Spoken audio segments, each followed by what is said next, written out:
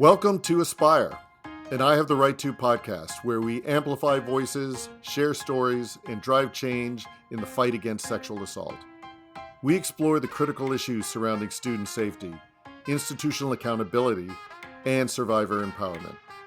In every episode, our goal is to provide insightful conversations with survivors, experts, educators, and advocates, giving you, our listener, valuable information, resources, and actionable steps to create safer environments and cultivate a culture of respect and consent.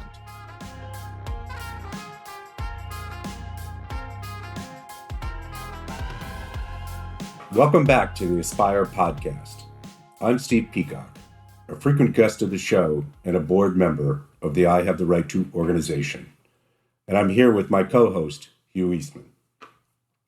Aspire was created by the nonprofit I Have the Right To as a space for honest, meaningful conversations about survivor advocacy, prevention, and what it truly takes to create safer communities. If these conversations resonate with you and you're interested in bringing them into your school, workplace, or community, we'd love to connect. I Have the Right To partners with K through 12 schools, colleges, universities, and workplaces to provide age-appropriate programming for students, educators, parents, and employees on consent, healthy relationships, digital safety, leadership, and more. You can reach us at takeaction@ihavetherightto.org. Today is particularly exciting for me as I'm not only moving from the guest chair to a co-host spot, but I'm also thrilled for the opportunity to switch seats with our guest today, Jim Maley, founder of the Maley Way, as he had me on his show last month, talking about our mutual path to turning pain into purpose. We're very honored to have Jim on the I Have the Right To Real Men, Real Conversations podcast today. Like Steve said, Jim is the founder of the Maley Way, a leadership platform focused on character, accountability, and building men who lead with integrity rather than ego. Through his writing, speaking, and mentorship, Jim challenges young men and emerging leaders to rethink strength, responsibility, and what it truly means to show up with purpose. At a time when masculinity is often defined by performance, Jim's work centers on something different: discipline, emotional maturity, and influence rooted in character. Today, Jim joins us to talk about leadership in today's culture, how masculinity can evolve without losing strength, and what it looks like to build identity from the inside out. Jim, I'm so glad to continue our conversation from last month and dive deeper into the work you and I are doing to help students, particularly young men, develop into authentic, empathetic, and effective leaders and human beings.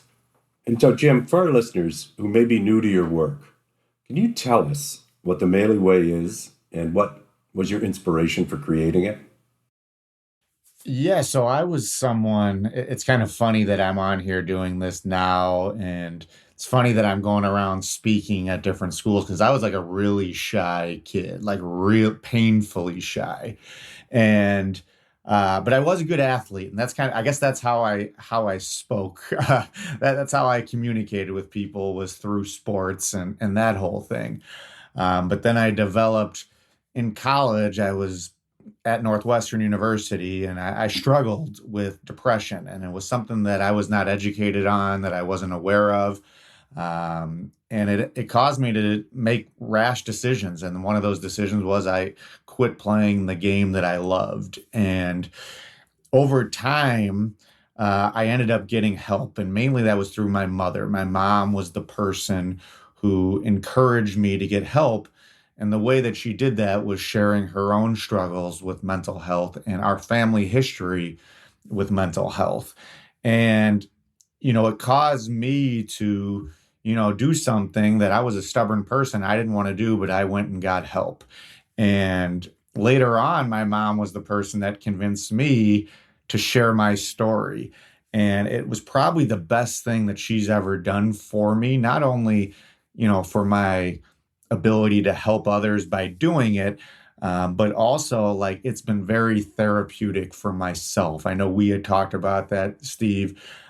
It's been very helpful to me to know that, maybe my struggles in the past are able to help, young men and women in the future. And particularly right now, like what you said, young men, I think, are a little bit behind the game in terms of mental health and being vulnerable and that type of thing. So I'm really trying to use my platform to, help those kids. Yeah, and I just to pick up on one thing, Jim, from what you said was that beautiful connection you were able to form with your mother in your college years. Can you talk a little bit more about that in terms of her role of helping you identify what you were feeling and then how to navigate through it? Yeah, I mean, so like in college, it was kind of funny. Like I was struggling. And the funny part was is I was like playing well at the time. So I was able to kind of hide it, and I was able to frame it as like I just don't want to play anymore. But I wasn't letting my parents in on the fact that like I was sleeping nonstop. I wasn't letting them in on the fact that I was having all these irrational thoughts going through my head, and I quit, and I ended up transferring to Holy Cross, and it wasn't until like 5 years later where my wife walked in on me in our condo in Chicago and saw me like curled up underneath a blanket, like crying and shaking and not making sense. And that's when she called my parents. And that's when my mom and my dad saw what was really going on. And I think that's when they really saw, that I had inherited something that was kind of it was our family business. Like it went through our family. And, people always like think about or ask me like, well, why didn't they say something sooner? Um, as Irish Catholic family, like nobody talked about this type of stuff. And that's not like the whole thing because I think my mom, if she saw it, she would have said something.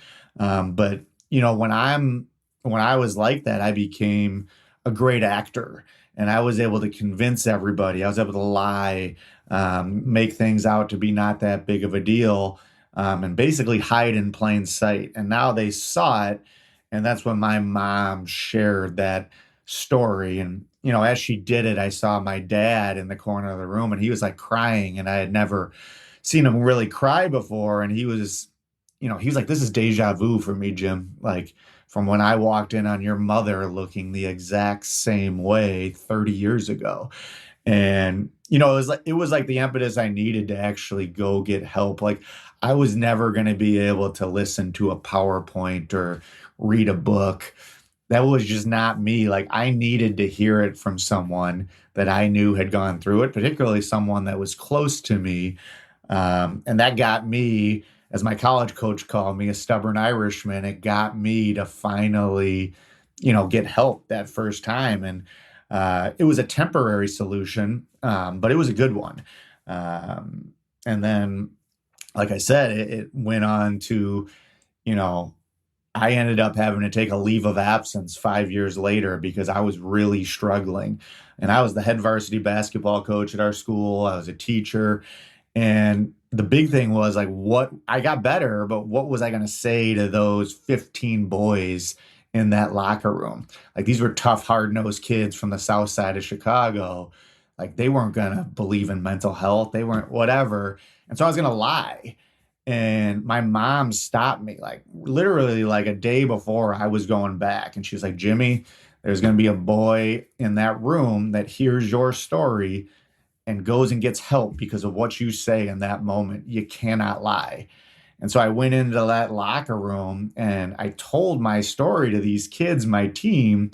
And the minor thing was we went on like a 12-game winning streak, which that was fun for me. But the major thing was, a month and a half later, I got a knock on my office door, and sure enough, one of those boys came in. This was a kid that I had yelled at, probably I had made run, but he came in and he, shared what was going on. And I always think back, like, would that have happened if my mom hadn't convinced me?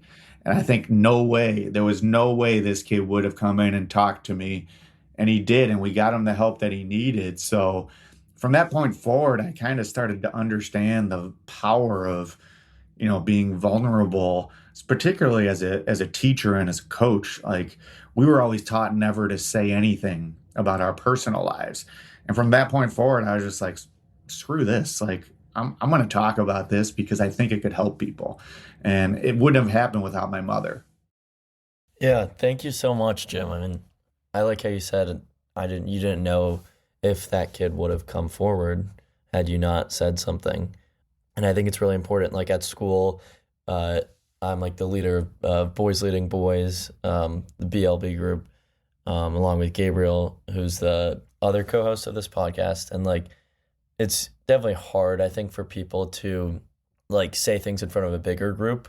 But I've had kids as well come up to me afterwards, talk after like slideshows about mental health, even just basic things, just raising awareness. And I think it's really important. And like you said, quote unquote, like nobody talks about that stuff. And I think that's like people need to realize that it's just there's so much stigma around it where there shouldn't be. And especially in young men. I don't know. I think we talk a lot about aspirational masculinity. I mean, that's what this podcast is. And again, like that even receives a bit of backlash, I've noticed, because it's like we're saying it's okay to cry and like, be a little weak sometimes. And like, some of the boys in that group as well will say like, oh, shouldn't you? What if you're on the football field? Are you supposed to be weak? Or like even the basketball court, same thing. And like the point of it is not to say like cry all the time and like, be in a bad state, but rather like these emotions are normal and like, they're natural for a reason. So, kind of going off that though, what do you think about like leadership today? And like you said, with nobody talks about that stuff, what do you think people get wrong most often when it comes to teaching young men these types of things and having these conversations? Yeah, I think kind of what you said, like what some of those kids, like I always talk about toughness. And to me, looking back, like at my own story, I always thought because I was experiencing depression, I always thought like, oh, you're being a wuss. And now looking back, I almost think I was being a wuss by not saying something, by not reaching out and asking for help.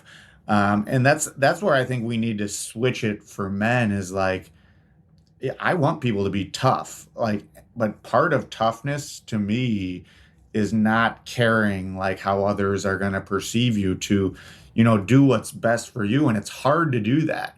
But I had a guy on my podcast, which I thought he made a great point. He was a guy, he got blown up in Iraq. He got his jaw completely destroyed, his throat. It was kind of hard to understand him at times on the podcast. But one of the things that we talked about is I was like, when you got in the Army, how much did things change in terms of mental health? And he was like, when I was first there, it was like, you would never go see, any person with regards to mental health, because that would take you out of action. So it was always like discouraged. And then he said a new general came in. I forget what year it was. And the general was like, we are Army men. Like we would use every resource at our disposal to accomplish a mission. Why would we not use like mental health professionals to help us accomplish a mission? That's what we do as Army men. And he said that kind of completely shifted the focus in the Army, where people are more willing to go and get help. And I think that's kind of what we need to do as men, is like, say, I even think of like just admitting what you've done wrong and how you've learned from that. Like, I'm not going to get into politics, but I wish just politicians would just admit the things that they screwed up on in the past and how they're better because of it, as opposed to like saying it didn't happen or pointing the finger another direction. I think there's power to, taking accountability, taking responsibility. And I think back to, I'm a big baseball guy, like when like all those guys were lying about doing steroids. And I think Andy Pettitte of the Yankees was just like, Yeah, I did it. It was to, overcome an injury. And everyone was just like, oh, okay, that makes sense. It's like people respect when you admit that, you didn't always do the right thing, or people respect when you admit, like, hey, I struggle with this, but I'm willing to go get help. I think we need to shift the narrative on that. And I think it's starting to happen, but I think it could be a lot better, particularly with boys and men. Yeah, I think that's so powerful, Jim. Thinking about concept of strength and weakness, and what shows up where for whom. And the reality is, there's a version of that when you were talking about your mother, who clearly had tremendous strength and inner strength in her really guiding you towards these conversations, which I know from our conversation we had when I was on your podcast, it was a big thing about to say or not to say, defaulting to say, to get it out there, start a conversation, to be able to really deal with things authentically, as opposed to, in my case, just kind of falling into LinkedIn and having a aha moment, or in your case, kind of exhibiting symptoms that your mom, saw and said, "Hey, you're." I don't mean this the way it may come out, but it was certainly the case for me.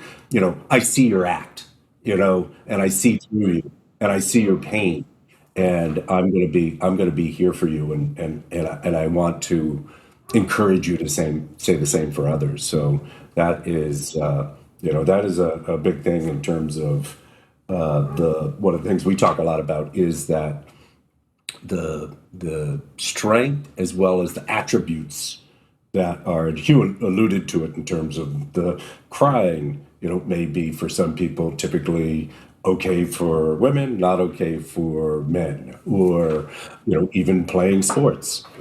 People have, their biases and, their impressions based on what they saw growing up and what is modeled, what has been modeled to them. And it's just, an area that we spend a lot of time on, and I'd like to go a little click deeper with you on, if you're okay with, in terms of, your experience with masculinity. So, what messages did you get when you grow up? And then, as you think about and reflect on who you are today, just do a little bit of a compare. Yeah. Yeah. I mean, I think, I grew up like you were taught, like my dad's a great guy, super positive. But like if you looked at him from the outside, he was very stoic. Like he never changed his expression.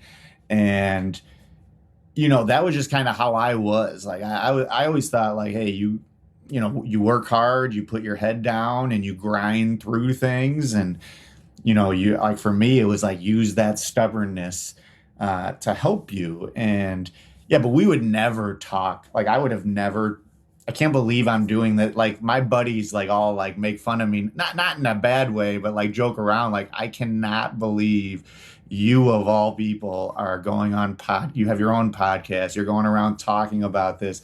Like that just was not a thing. And I think about even like I teach health class, and looking back on my years in health, like we never talked about any of this stuff. It just wasn't referred to. The only thing you ever talked about was like self-esteem, maybe. They touched on that a little bit, but there was never any talk of all these issues. And it's something that I feel like I'm trying to change, like that, even at my own school. And I see it reaching kids. Like I spoke at my school last week. I do it every 2 years, and I spoke to the entire junior senior class. I actually did it 8 times because I hit all 8 periods. And, I could see, like, I don't know if you get this when you talk, like, I can see when I'm looking into the crowd, I can see the kids where I'm like, yep, like, I know that kid is dealing with something or has dealt with something. And I had this kid who I had been hard on, like really hard on. Like I'm a big believer in like discipline, accountability, because I think people think like mental health, you might be some guy that like lets things slide and you give a bunch of leeway. I mean, there's times for that, but I also think you gotta like hold the line, especially with boys. And there was this boy who I had been hard on when I had him in the past, and but we developed a good relationship because I was hard on him. But then when I would see him doing things that were right, like I would praise him for that. And he's a kid who kind of struggled throughout his high school career. And 3 days ago, he came into our office and he had this manila envelope and he gave it to me and it was like a 2-page letter. And it was basically how that helped him and how like he loved hearing me speak and it registered with him and all these type of things. And this was like a tough kid, like tough. And he was willing to like step out because he saw like another man actually talking about this type of stuff. I think there can be more of that. And I think, like I said, I think the misperception that maybe some men might get is that you have to be like soft on kids in order to do that. I don't think you have to. In fact, I'm more a believer in like long-term empathy. Like I'm going to make decisions that are tough at the time, that you may not like me at the time, but that I think are going to benefit you in the long run. And I think kids appreciate that. Like I've had so many better relationships since I really started taking the hard line and then showing the empathetic side later, as opposed to like that short-term empathy that might make me feel good, but I don't think necessarily might be helpful in the long run. That was a long-winded answer. I don't know if I answered your question. No, I think there's a lot in there, but Yeah.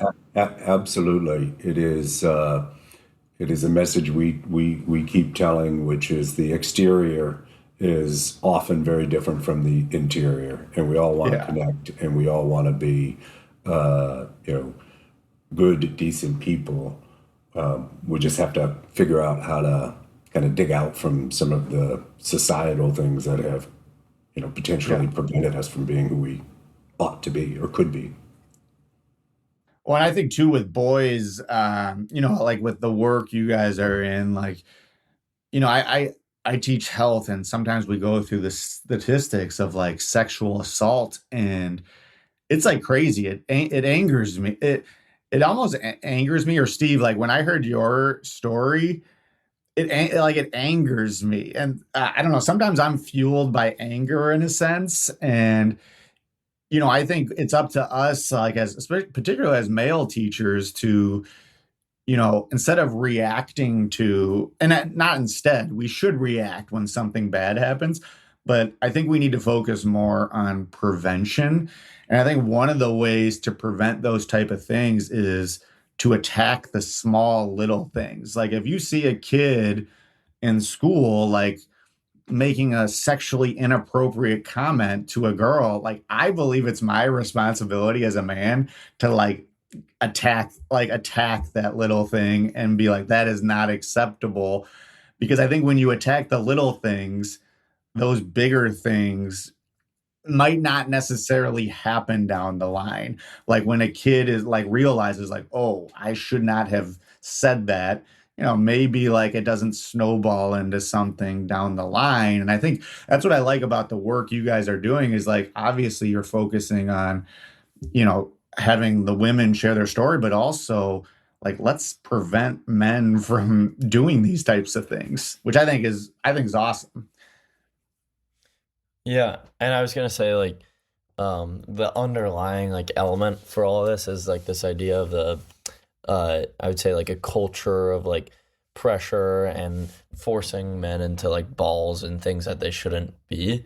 Um and I think a lot of it, like you talk about leadership, a lot of it comes from a lack of leadership and a lack of like someone putting their foot forward. Like we've all had those conversations you mentioned. I mean, it's pretty much unavoidable in society where you'll have a conversation and someone says something that you don't necessarily agree with, and yet all like the boys at the table will just laugh at it.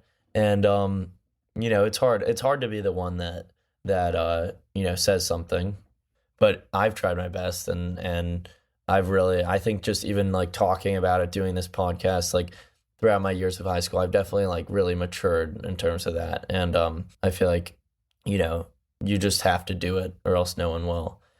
Yeah, Hugh, I mean, like, I could have never been doing what you're doing right now. Like, it took years and I think it's hard sometimes for younger people like yourself to realize, like, sometimes, like, you need years of wisdom, like that wisdom. But you seem like you're getting off to a way better start than I did in terms of that. Like, but like, I would just encourage you to continue to go on that path. So, it doesn't take you to you're 35 years old. You can kind of shorten that timeline down. Yeah, and it's like I think it's very dependent on, where you grow up, where you go to school. Like I went to an all boys school for middle school, and then my first, co-ed experience was high school. So, and we didn't really have any, like we didn't have any of these conversations at my old school. St. Bernard's is like I think it used to be like religious. Now it has really no religious affiliation, but still, I think that culture prevents these not necessarily prevents, but like often just avoided in general, like discourse. Whereas I think Riverdale has done a better job with talking about like consent. Like we have the consent summit. I heard Steve talk for the first time at the Georgetown Day School Consent Summit in DC. And, I was one of 4 boys there, along with Gabriel. It's like there are 20 girls on that and 4 boys. I think we can do a bit of a better job as young men and like trying to hear these conversations more. And, I kind of just went off on a little tangent, but my next question was going to be about like this idea of validation and how you prevent like the need for validation as like a boy, like the one who laughs at the joke or the one who's telling the joke. Why is that something that's, so infectious in our society? And how would you say, like, what are the ways to prevent that? Yeah, I mean, that's like like, I think just humans naturally want to, like, I guess, please other people. So you kind of want to have that acceptance of your friends. But I was lucky in the fact that I guess I didn't care necessarily what other people thought of me, except when I was struggling mentally, like with a mental health like struggle. I cared like deeply during those times. Um, and I don't know how you get to that point.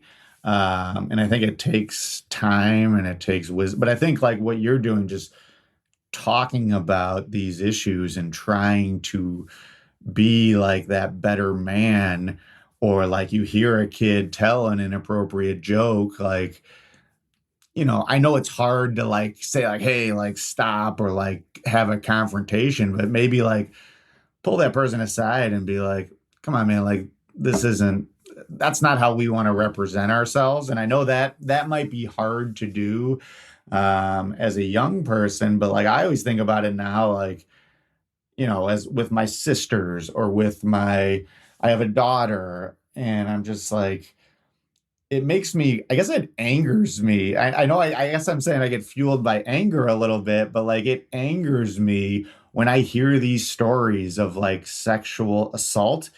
It angers me for the woman, but it also angers me for the good guys like Hugh, Steve, and me, who, like, you get lumped in with that. Like, you get lumped in as a man sometimes because of the actions of what these other men do. And I even think about it from the perspective of like a teacher. Whenever I see one of these male teachers have an inappropriate relationship with a student, I get like pissed off, because I'm like, now next time I'm talking to a girl in class, like, I don't want people thinking like I am that type of person, or like I don't want to have to be like taking a step back because of what all these other people are doing. Like, again, I guess I would say, like, when you see someone doing something that it reflects poorly on you, as bad as it is to say, but that's how I look at it. Um, I don't know. I guess it's, but it's hard. Like, I don't know I guess I can't picture myself as a young kid. I will just say this though. I feel like things have gotten better in terms of like from when I grew up, but I'm also not seeing like what's going on online. Like, but in terms of like in like at least at my school, like inappropriate comments and touching of girls or things like I don't see it like I used to maybe when I was a student. But I don't see what goes on like with the phones. And I think that's at least at our school where there's been some trouble is like the technology and what happens there. Jim, like exactly what you're explaining, and I said this when I first talked to my high school, was that I was not anywhere near the person that I am now. I not only didn't stop conversations, I participated in conversations, and I leaned into jokes, and I got community, a negative community, but in that community, I got a lot of support and validation. So I don't want to take for granted, Hugh, and I'm going to put you on the spot a little bit, which is, there are factors that make us more or less likely to behave in a certain way. So, Jim, you had your moment that you're like, okay, I'm hurting. I can't keep up the veneer. We need to stop this. We need to have this conversation. For me, it was similarly where I realized through Jesse's story that, a lot of what I considered to be the little things that you mentioned, Jim, the little things, the little jokes, the things of that nature, they may start little, but they are very impactful, and they create a ripple that can clearly create a lot of damage to both boys and girls. But Hugh, just to kind of take a little detour on your experience, I know for you and Gabrielle, getting to know you a little bit better, your mom's, like Jim's mom, had a profound impact on, how you view the world. So it's not an accident that you show up at a sexual assault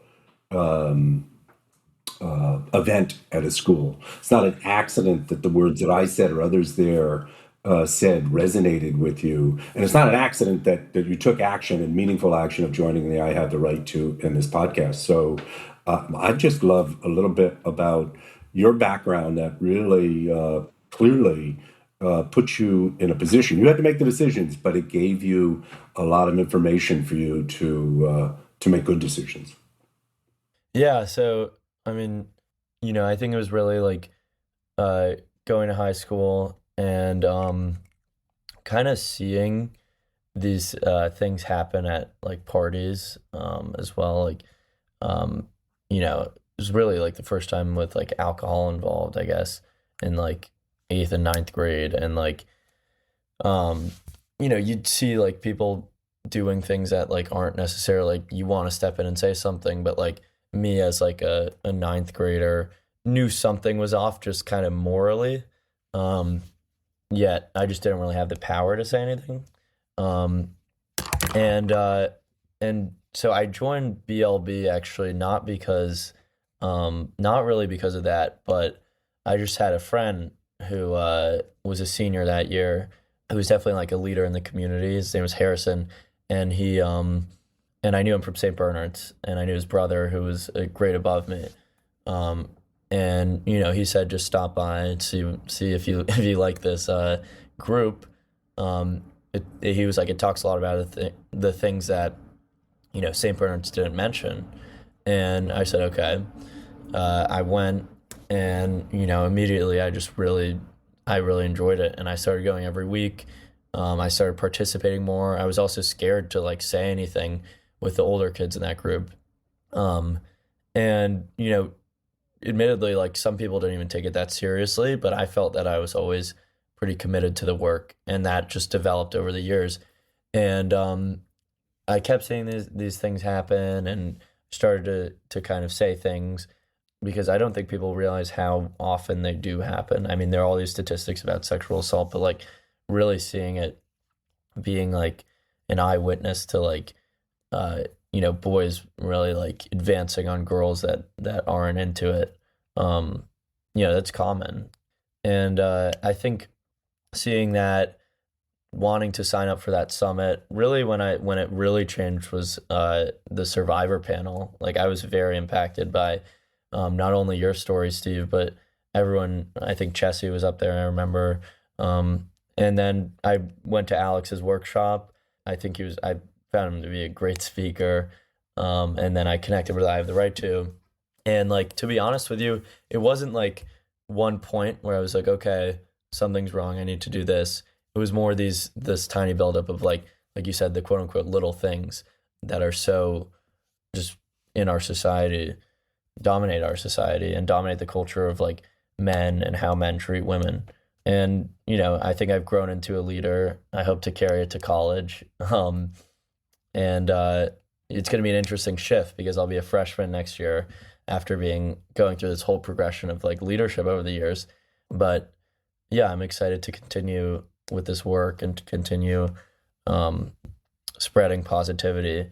The other thing I was thinking was Jim mentioned like the idea of being like lumped in to like a category. Like I know you said like if a teacher does something, then you feel that like people will judge you in that way. And like it's the same thing like as a boy, this idea of like toxic masculinity, quote unquote, people say, I think that's very demeaning, actually. And I think it really discourages people actually from, facing the problem at hand. So Alex, I think, you might have read it somewhere, but he started saying socially constructed masculinity, and just realizing that it's this culture is kind of propagated by society rather than like inherent,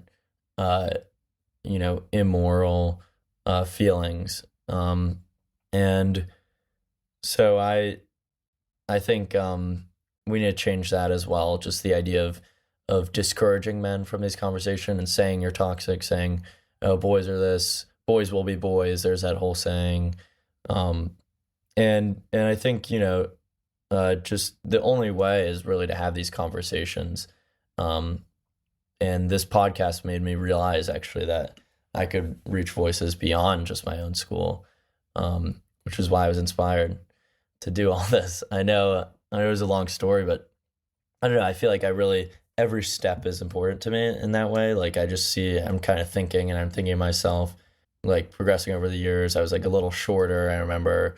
And as I like grew, interestingly, I like had more of a voice. I felt like, or had more like quote unquote respect in the community at school. So yeah, I mean, I think the only thing I can take away from this is we need to have more conversations, and we need to normalize instead of stigmatize mental health and aspirational masculinity in men. Yeah. And Jim, I'd love your response. I mean, one of the many things that resonated with me is that, well, a bad apple can poison the well. The opposite could happen as well. So, how do we, as you talked about earlier, really work with these boys to show that, they can be a part of the change, and they can be what we all want to see and lead, as challenging as that can be. So love your thoughts on kind of what Hugh was riffing on.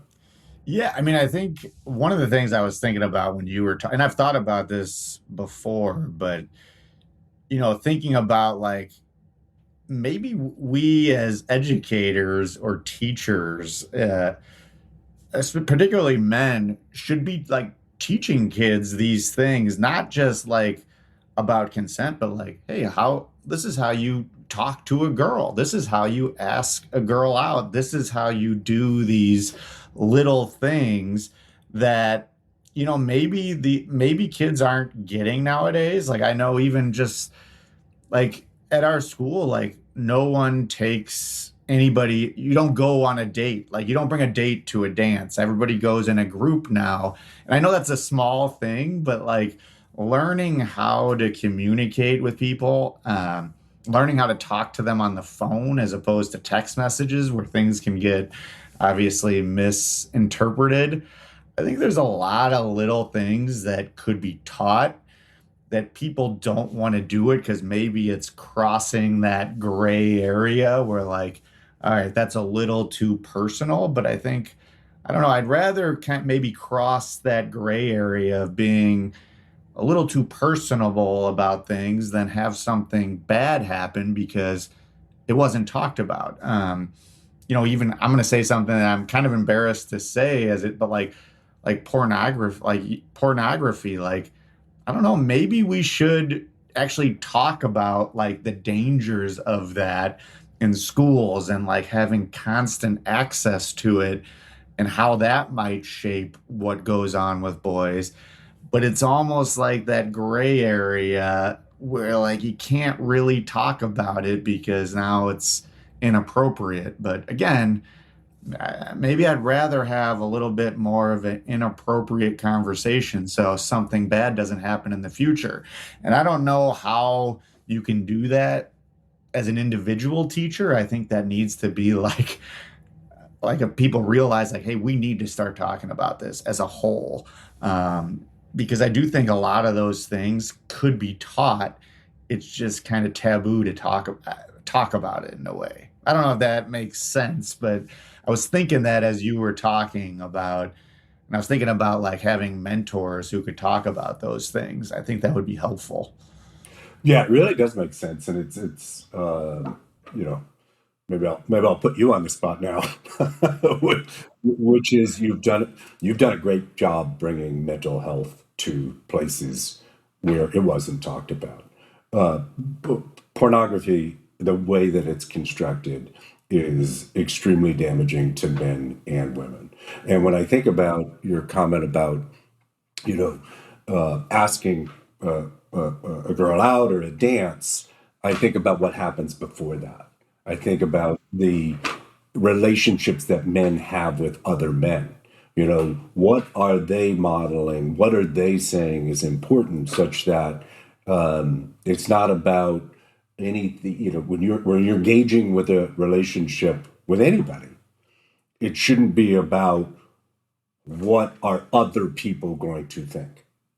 You're in that moment. There's a dehumanization of somebody becoming an object that then I'm going to report back to others and get some social standing. So I think in combination with what you're saying, even before the outreach, it's let's square about, what are important in relationships and how can we as a culture reinforce men with other men that it's not about any other relationship doesn't, have anything to do with that group relationship. So, and a big part of that is maturity, right?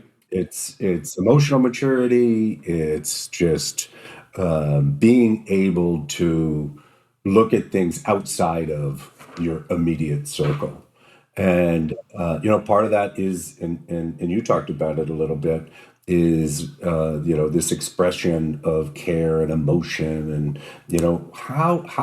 what ways do you think that we can pursue at an individual level and a societal level to try to better impart those qualities as a positive for, in particular, boys and men? Yeah, I mean, I think like expressing, like you said, expressing emotion or like even expressing love. Like sometimes I don't know if you ever got like ragged on by your buddies for like, I used to have a buddy who at Holy Cross, he used to wait, he used to wait by the phone and wait for me to say I love you to my my now wife, and like kind of giggle and chuckle and laugh. And like, it would make me, I thought it was funny, but it would also make me hesitant to like show emotion about, at the time, my girlfriend, who later became my wife. And I don't know. It's kind of one of the reasons. I don't know if you know, Steve, like I do this, my podcast I did with you, but I do one with my wife now. And we call it I Love You, but. So it's basically like we say I love you, but here's the thing that annoyed me about you today, or whatever, this week. And I don't know. It has been one of the best things to just talk to my wife for like an hour straight and like actually communicate things to her. And like I've been telling people, I'm like, listen, I don't think you need to like record it like me and my wife are doing, but like setting out a time where you are actually talking to your wife, and maybe telling your buddies like, hey, this is a thing that I think actually is helpful. And maybe they could kind of feed off that and do the same thing with whoever their significant other is. I think kind of showing the value of that, of expressing your emotions to that person. And now for me, like we joke around a lot, like we kind of rag on each other, but that's fun too. Like it's a way to establish, a better relationship. And I think it's one of the reasons why me and my wife continue to do it now is because we've like seen people have really related to it, and particularly men have really related to it. And I think there's a like that's more on like a macro scale, but there's a micro thing there that I think you can do at a younger age is like, hey, it's okay to like express your emotions and actually talk to someone. That's cool. Like I think that's what everybody aims for in the end, I think. Might as well just like talk about it early on and, not be embarrassed or ashamed of that. Yeah, I think that's awesome, and I have listened, and it's great to see you engage. I don't know if you ever look at it afterwards, where let's just say every once in a while, my wife and I might have a different recollection of a conversation. Oh yeah. So having that actual evidence of it has got to be pretty enlightening when you go down the road of I thought you said, and then Yeah. Oh yeah, for sure. No, it has been like one of, because I got 4 kids, so like we always thought like we're just constantly going, and it has given us like an hour a week where we're like, all right, we are going to sit and talk, and we'll make some jokes throughout it, and it'll be fun. And but it has been like awesome for us. And I've told Katie, my wife, I'm like, I think we should like have people come and do this, like be like, hey, our friends, you and you, come and do this. It'll be like couples therapy, but for a podcast. I really think people could get something out of that. Also, I was thinking of this as you were saying it, like you said, like talking to your wife, time to time about these types of things is like very important. And like I was thinking about, a lot of people don't really have someone to talk to is the, unfortunate reality. And, I was thinking back to my 10th grade history class where my teacher made us journal every 2 minutes, every class, just about the day, not anything related to history. And, it really got me in the mindset, not only for class, dumping everything on the paper, but also just the rest of the day. And like, every day I would be writing something, I'd maybe figure something new about myself. I'd notice patterns. And I've actually I've journaled since then, pretty much every day. I've tried my hardest. At times it's hard, but, and then writing down a couple things that you're grateful for each day is definitely a good exercise as well that I like to do. And I think all these things are super easy. Like it literally takes 2 minutes every day. And like, I was just wondering if you had, for the audience as well, like other daily habits or practices you think are really important or that you could recommend to other people. Yeah, I mean, well, you mentioned I don't journal, but I had one of my he's the greatest basketball player I ever coached. He ended up playing at Vermont, 2-time player of the year there, and he came on my podcast. His name's Ryan Davis, and He's probably now he's like 24 years old. And he was really struggling at times. And like the mental health advisor on staff at Vermont talked about journaling. And he said that that was so incredibly helpful to him. Like, and he was in like a really dark place. And that's one of the things that got him out of it. I don't do that. One of the things I do is like the breathing type things. Like I do like box breathing just to kind of like settle myself. That has been very helpful. One of the things for me, and I joke around about this, but like staying hydrated, I think is so important. And I did not realize that. I never drank water growing up. You can't see me now, Hugh, but I'm like a big dude. I'm like 6'7", so I'm a big dude. And I drank a lot of milk, obviously, but I never drank water. And one of the things that they talked about, I was hospitalized with depression. And they talked about that link between hydration and depression and mental health. And so I've become a religious water drinker. Like I'm always drinking water.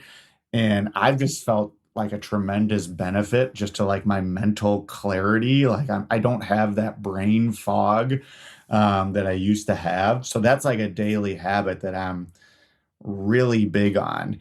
Another thing as a teacher, I like expressing gratitude. I think that's been very helpful to me. Like if I saw somebody do something in the past that I thought was cool or awesome, or I saw a kid do something where he reached out and helped a kid who was struggling, I might not have said anything. Like now I point it out, or now I'll write the kid's parents an email and be like, he doesn't even know I saw this, but I saw him do this.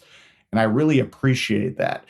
And I think showing gratitude sometimes is one of the best things that you can do. And I would say that I wasn't, it's not all for that person. It's for me too. It makes me feel good when I show gratitude for someone else, even if it's just a small thing. And that's something that I try to do, maybe not on a daily basis, but like I will like write those positive things home, and it's to help that kid, but it's also to help me.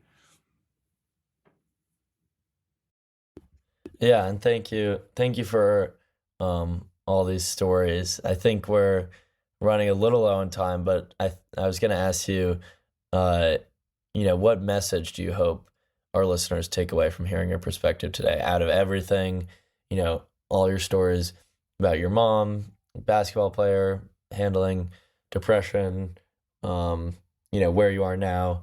What is like the most important thing that people should take away moving forward? Yeah.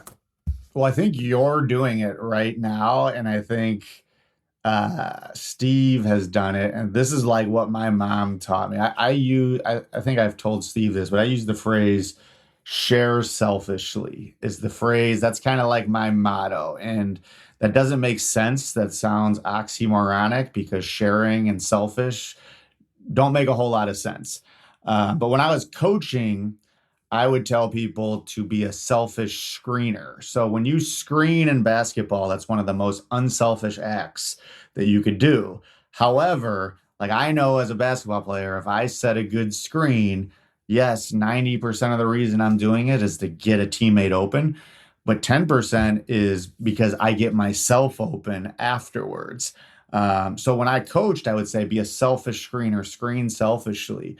And now what I say is share selfishly. Like 90% of the reason why I'm here on this podcast or why I have my own podcast or why I go around and talk, it's to help people. But it's also to help myself. And I think we all can do that in some way. And it doesn't have to be about mental health. Like, let's say you've had family who have died or parents who've gone through a divorce, or you had a learning disability and like you see someone else going through that, or even like you're at the lunch cafeteria and you see a kid sitting by himself. I'm sure that's happened to you before where you have been alone. Like reach out and share your struggle with that person, because I think people connect to that. Like, obviously, as humans, you don't want other people to struggle, but it lets you know that you're not alone. And I think that's helpful to that person. And it's going to be helpful to you when you help someone else. And that would be my main message that I would want people to hear and take away. And it's kind of what, when I go and speak, that's like my final message to people. Yeah, I love that, Jim. I recall you saying that, and it is so, so true. That another version, I guess, is that in giving you also get. Right? It is a actual beautiful human reality. So we want to thank you for being on this conversation today. Very insightful and powerful. And I'm even more hopeful than when we started that we can develop a healthy and cooperative path forward for all of us, young and old. Young and old. The modeling and the learning does not end when you leave school. It's as important or even more important as you go through your career and start a family and do all the things that we do over the course of our lives. So before we wrap, we ask all of our guests to complete our bedrock statement. What is it that you believe best completes the following? I have the right to. I'm trying. For myself, I think I have, the right to be myself and stand up for what I believe in. And I have the right to do that, even if other people don't necessarily agree or they look down on me for that. If that's part of my code of beliefs that I believe in, I think I have the right to pursue that. That's awesome. And it's clear that from that shy kid, you've grown and found a place where you are very comfortable or comfortable seeming sharing your voice. Yeah. Right. Everything isn't as we see, but we're so grateful that you're sharing selfishly, unselfishly, and in every way that you are to help our communities grow stronger. And we're so glad that you reached out and connected with all of us. Your work on yourself, your students, and again, your willingness to put yourself out there for what's right and for what's going to be helpful for us as individuals and a collective is truly inspiring. Yeah. Well, thank you. And again, I am inspired by I know you're trying to wrap it up, but I had an incident at our school where I had a kid say something inappropriate. This was just 2 weeks ago. And I thought about this organization and I thought about it during my response. And I did my normal thing where I went after the kid, but then I also took it a step further. And something that I don't know if I necessarily would have taken it that step further before, but just the fact of being educated on this more by seeing what you all are doing. In my health class, when we talk about this thing called Aaron's Law, and it's similar to what you're doing. It kind of made me take that extra step. And I think that's important to know that what you all are doing is registering with people, including someone like me. You can teach an old dog new tricks. It helped me make something that maybe I wouldn't have taken to that next level. And I did, which I think was good. And I think it was the right thing to do. That's awesome. And I think that is going back to the ripple effect. The beauty of these conversations is we never know who's going to hear it, who it's going to touch, and their ability then to amplify this messaging is much more than we can do alone. And the other thing is, I think in some ways, Jim, both you and Hugh got to the fact that if you don't say something, there's a lack of clarity. And in a lot of cases, it defaults to what the speaker said. So unless there is a conscious intervention for us to stand up and say, we don't agree, or you should think about this, people are people, and they're going to leave with what they heard, and they're going to assume that everybody agrees. So I think that's a great example, and I'm glad we could help you and that student in that situation. Thank you, and to all of our listeners, thank you for tuning in to Aspire. If today's conversation resonated with you, we encourage you to learn more about the Maley Way. And Jim, what's the best way to find you? There's a website, themaleyway.com, or on Instagram at the Maley Way, or you could just email me at themaleyway@gmail.com. I'm very active on social media. I don't like to be, but I feel like I have to be in order to get this out. So I do it, and I feel like it's been helpful. So feel free to reach out whenever. I'm just really appreciative to have you here. You know, we've had a couple athletes on, and I think it's great because, you know, sports player myself, played hockey and tennis. I think this is just something that like comes up in any sport really. And, you know, I'm really happy to have you here, and I think I really resonated with a lot of what you said. So thank you, Jim. Thank you so much for being here. No, thank you. I'm really impressed by you because I could not have done any of this when I was your age. So where are you going to school? I'm going to Yale next year. Oh, okay. Well, there we go. That makes sense now. That's awesome. Congratulations, Hugh. Thank you, Jim. To all of our listeners, be sure to follow Aspire wherever you listen to podcasts, and check out I Have the Right To for resources, programs, and ways to get involved. And remember, if these conversations inspire you, you can bring them directly to your own community. I Have the Right To offers developmentally appropriate workshops and keynotes for pre-K through 12 students, college and university communities, as well as workplaces. Thanks again for listening. We'll see you next time on Aspire. Thank you so much for listening. Like and subscribe to the podcasts on all platforms. And if you enjoyed today's episode, please give us a 5-star rating and tell your friends about Aspire. Follow us on social media at I Have the Right To. Learn more about our student and executive programming at our website at ihavetherightto.org.